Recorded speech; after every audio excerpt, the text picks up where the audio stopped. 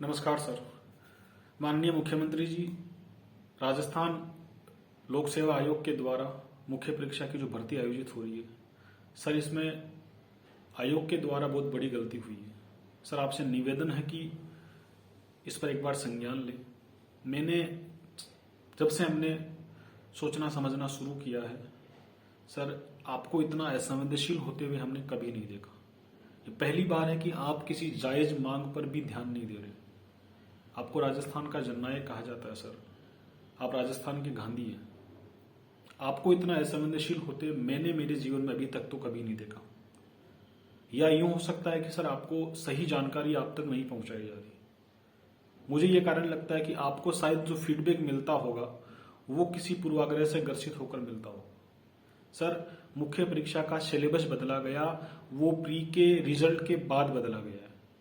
और शायद ही भारत में कोई ऐसा आयोग होगा, ऐसा कोई बोर्ड होगा जो किसी सिविल सेवा की परीक्षा में प्री के रिजल्ट के बाद बदला हुआ सिलेबस जारी करे। मुझे तो आज तक ऐसा कोई उदाहरण समझ में नहीं आया कि हिंदुस्तान में पूरे भारत में अगर किसी आयोग ने, किसी भी बोर्ड ने इतनी बड़ी भयंकर गलती की, उसके बाद भी हमको समय कम दिया। हमें उस गलती को कोई बात नहीं, लेकिन उसके बाद भी हमें टाइम कम दिया गया।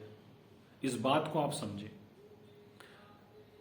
हम लोग 20,000 लोग हैं सर, कोई हमारी संख्या लाखों में नहीं है। हम कोई फर्स्ट ग्रेड रीड की तरह आंदोलन वाले बातें हमारी में नहीं है सर। हम 20,000 लोग हैं, हम लोग कम है। और उसके अंदर भी आधे लोग तो ऐसे होंगे जो ऑलरेडी इन सर्विस है। आपको जो संख्या कम लग रही है ना आरयू के गेट पर सर, उसका कारण ये है कि हमारे में से कई लोग जो ऑलरेडी सर्विस में, हमारी कई बहनें जो अध्यापिकाएं हैं, कई जो हमारे साथी अलग अलग डिपार्टमेंट में लगे हुए सर, वो नहीं आ सकते। वो अपनी सेवा दे रहे हैं, उसके साथ वो पढ़ भी रहे हैं।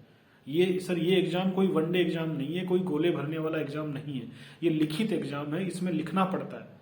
और सर, ये जो टाइम दिया गया है ये टाइम पर्याप्त नहीं है। आप किसी एक्सपर्ट कमेटी को, हम नहीं कहते कि आप अपने मन से कीजिए, सिर्फ हमारी बात सुनकर कीजिए। आप एक टेबल टॉक करवा लीजिए, आप एक कमेटी का गठन कर लीजिए और उसके सामने उसको आप 2 घंटे का, 5 घंटे का, 3 घंटे का, 1 दिन का समय देकर निष्पक्ष जो पूर्वाग्रह से ग्रसित नहीं है उन लोगों के सामने इशू को रखिए। और जो सिविल सेवा से जुड़े हुए हैं उन लोगों से पूछिए कि यार ये जो किया गया है और इसके बाद इतना टाइम देना, इतना कम टाइम देना पर्याप्त है या नहीं है। उसके बाद आप जो निर्णय लेंगे हम बता देंगे। सर, लोक सेवा आयोग ने बहुत गलतियां की, हमें उन गलतियों में नहीं जाना।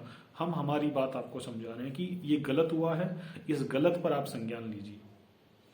सर, हम कोई गैंग नहीं है सर। गैंग होते हैं ना तो पोस्टपोन जो हमारा एडमिट कार्ड है उसी दिन भाग जाते उठ के।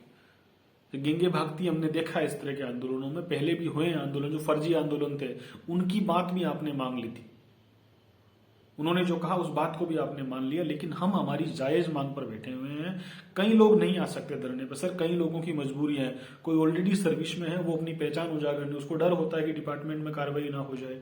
कई ऐसी लड़कियां हैं जो अपने घर को, जो बीकानेर से हैं, जैसलमेर से हैं, आपके डूंगरपुर से हैं, बांसवाड़ा से हैं, वो नहीं आ सकते सर यहाँ पर। वो उनकी अलग मजबूरी है। और पूरी संख्या मात्र 20,000 है।